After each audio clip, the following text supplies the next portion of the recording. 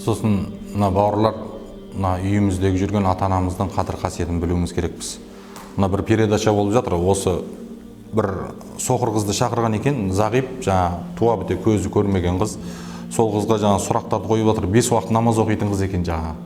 Сөйтсе жаңа қыздың айтып жатқан сөзі, мен мына 5 уақыт намаз оқығаннан кейін Алла тағала Құран кәрімде ата-ананың разылығын ал деген, мен ата-анамның разылығын алуға тырысамын, ләж барынша дейді. Бірақ бар ғой дейді, мына көздері көретін қыздар секілді, мен өзімнің қолымменен ата-анама жаңағы ас әзірлеп бере алмаймын дейді. Оның да бір айласын таптым дейді. Арнайы зағиптарды үйрететін бір курс бар екен дейді. Сол жерге барып үйреніп алдым. Қазір әке шешем жұмыстан келгенше мен түскі асын, кешкі асын дайындап отырам.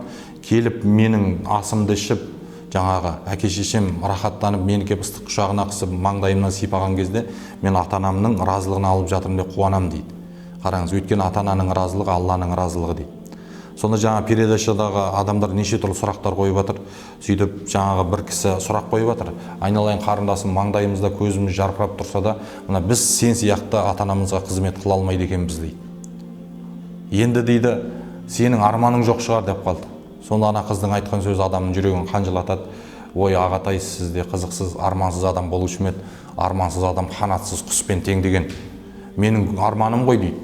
Көзі көретін адамдар секілді, ондай шексіз арман емес дейді. Мына көздері көретін адамдардың арманы шексіз дейді. Бір нәрсені армандайды, оған жетсе екіншісін армандап кетеді.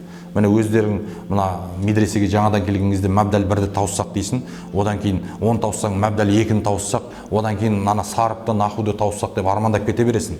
Сол секілді бір үйге жете алмай үшін бір времянкаға жетсем деп, времянкаға жетсең үлкен үйді армандап кетесің. Қараңыз, көздері көретін адамдардың арманы таусылмайды дейді. Ал менікі дейді шектеулі, бірақ секундтық арман дейді.